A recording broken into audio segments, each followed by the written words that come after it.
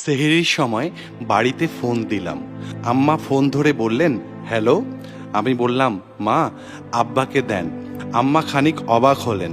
সাধারণত বাড়িতে ফোন দিলে আম্মার সাথেই বেশি কথা হয়।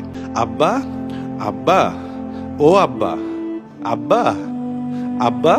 আব্বা অবাক গলায় বললেন, কি হয়েছে আব্বা? আমি বললাম, আব্বা, ও আব্বা, আব্বা, আব্বা, আব্বা, ও আব্বা, আব্বা। আব্বা এবার রীতিমতো চিন্তিত হয়ে পড়লেন। তিনি বিভ্রান্ত গলায় বললেন, কি হয়েছে আব্বা? কিছু হয়েছে? আমি আবারও বললাম, ও আব্বা, আব্বা, আব্বা, আব্বা, আব্বা, ও আব্বা। আব্বা বললেন, আব্বা কি হয়েছে, কি হয়েছে?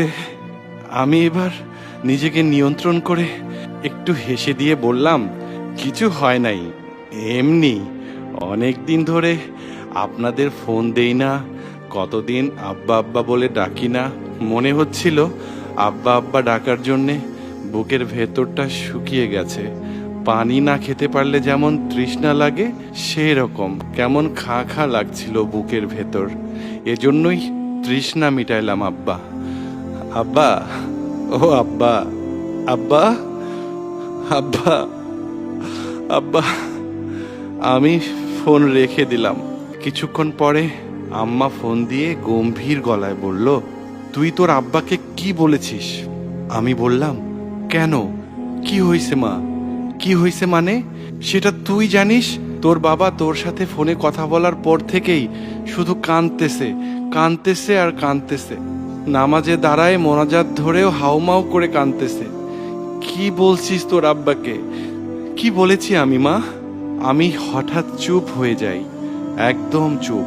আম্মার প্রশ্নের কোনো জবাব দেই না, চুপ করে বসে থাকি, নিঃশব্দ। আম্মা আমাকে জিজ্ঞেস করতেই থাকে, আমি জবাব দেই না। আমার চোখ ক্রমশই ঝাপসা হতে থাকে, গাল ভিজে যেতে থাকে। বাইরে সুবেহ সাদিকের আলো ফুটছে। সেই আবছা আলোর দিকে তাকিয়ে আমার হঠাৎ মনে হতে থাকলো, আব্বা কাঁদুক, কাঁদুক, কাঁদুক তার পুত্র।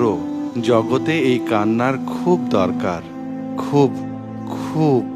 এই অস্থির সময়ে অজস্র কষ্ট, বেদনা, শঙ্কা, হাহাকার, ঘৃণা, মৃত্যু, জিঘাংসার কান্নায় ক্রমশই ডুবে যেতে থাকা জগতে এমন গভীর অনুভূতির তীব্র কান্না, এমন অপার ভালোবাসায় ডুবে থাকা বিশুদ্ধ কান্না খুব দরকার।